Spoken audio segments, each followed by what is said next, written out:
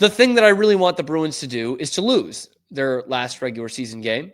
And there is some news coming out this week that would be the second thing that I would want the Bruins to do, because the Greg Hill show is reporting that they have heard from sources that there is a resignation going down in the Bruins front office on Wednesday. That would be, of course, after the last regular season game. It's the time for exit interviews and all that. And they use the term resignation. I don't think a source is feeding them that the PR director is resigning. Okay? Front office resignation means one of two or two of two things. GM Don Sweeney, President Cam Neely. One or both of those guys is resigning, according to this report. And I know the grass isn't always greener on the other side, but I think that would probably be the best move for the Boston Bruins. And the response to this report is what has really shocked me about Bruins fans, because we've all gone through this season. It's been ass, okay? And the coach you canned as the hottest team in the league the last 2 months and is going to go to the playoffs. Oh, and the coach you canned before that has already won a cup and has a chance at winning another cup again this year, Bruce Cassidy. And you've seen the roster and these AHL players they throw out there every night. And yet there are still Bruins fans out there that are like, you really want to do a rebuild with someone other than Don Sweeney? Yes. Yes, I do. Are you kidding me? And the prevailing one that I saw on social media after this report was, really? I thought the Bruins handled this trade deadline as perfectly as you should have. And now you're going to fire him? Because if you think that the Bruins ownership would want to move on from Don Sweeney because of this trade deadline, you're insane. If you think they want to move on from him because of this trade deadline and not the horrible roster mismanagement over the last few years, the terrible free agent signings, the fact that you haven't been able to replace anybody that you've let walk, and having the worst prospect pool in the entire NHL, if that's not a good enough reason for you and you have to go to this year's trade deadline, then you're not watching this team. You don't know anything about this team if that is your thought.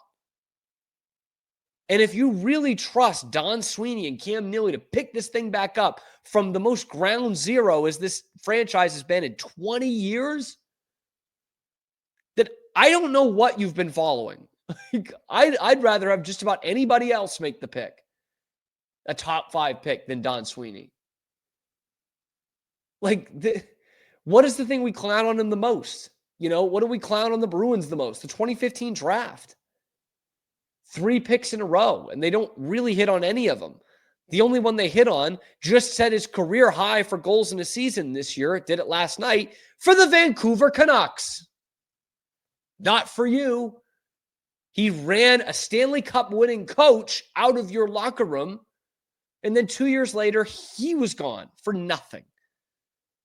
And yet, there are Bruins fans out there that are like, yeah, I want Don Sweeney to make the pick. Oh, you don't want to start over in the front office. Why not?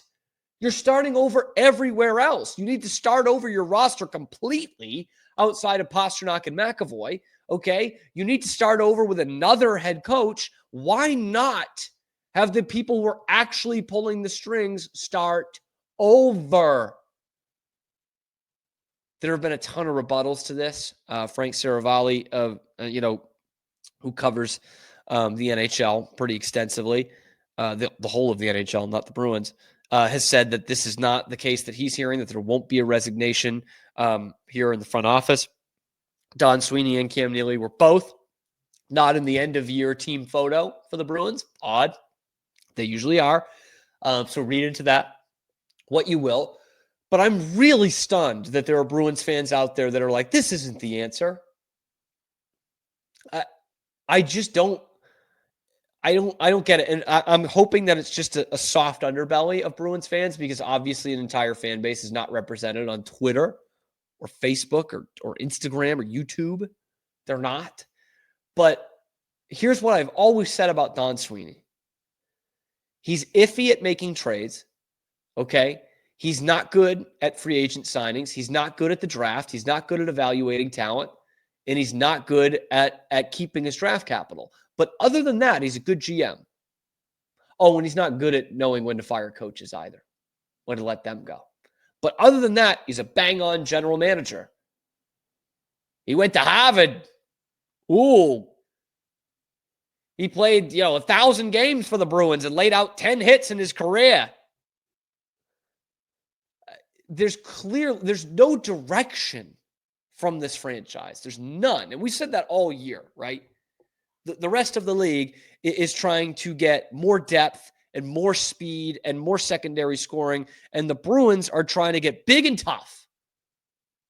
Like it's 1988. Trying to get a little bit bigger, a little bit tougher with Elias, Lindholm, and Nikita Zadorov. It gets you to the basement of the Eastern Conference. They're going to finish last in the Eastern Conference. They went from 2 years ago, their competition being teams like Tampa and Vegas and these teams at the top of the league, to their competition is now San Jose, Chicago, Buffalo, Philadelphia. These awful, horrid franchises that we clowned on for years. I look at a hockey team in fucking Utah that is in a better place than the Bruins are right now. Or the Anaheim Ducks in a better place than where the Bruins are right now, looking at their future. The San Jose Sharks, Macklin Celebrini and Will Smith, they might have a better outlook on the future than the Bruins do, especially if the Bruins keep Don Sweeney. So I'm hoping this Greg Hill report is true. That would be great news for the Bruins franchise. If either Don Sweeney or Cam Neely or both are drafting their resignation letters right now. And it obviously sucks on the Cam Neely side for diehard Bruins fans, because as a player, he's one of the great Bruins ever, and was a fan favorite, genuinely one of my top 3 or 4 favorite players of all time, to sound like Bill Simmons there. He's on my personal Mount Rushmore of favorite hockey players ever, and was obviously a big part of building the 2011 Cup team. But the league is way different than it was 15 years ago. And these guys haven't adapted. They're still trying to go big, ugly, and tough and slow. And it doesn't work. You've got a lineup full of AHL guys out there. And they took flyers on a bunch of these guys. I think they got some good draft capital in return on the trade deadline. That's why I said that Donnie's only so-so in trades rather than being downright bad. They got some good returns there. I thought that was a good, positive day for Don Sweeney.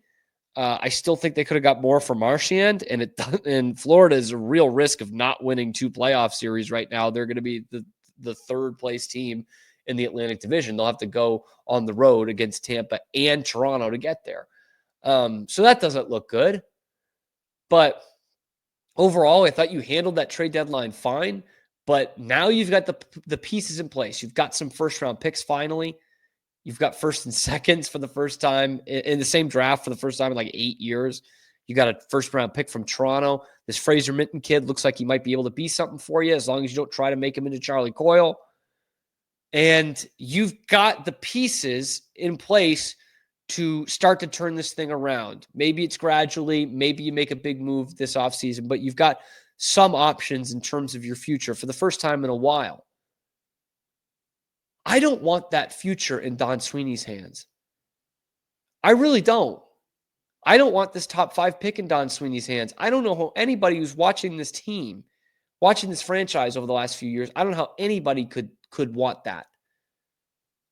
But apparently there's some of you out there that think, oh, he handled the trade deadline so well, we got to keep him aboard. I just can't. I can't see it. So I'm hoping that Greg Hill is right. EEI has been wrong on the Bruins a lot recently.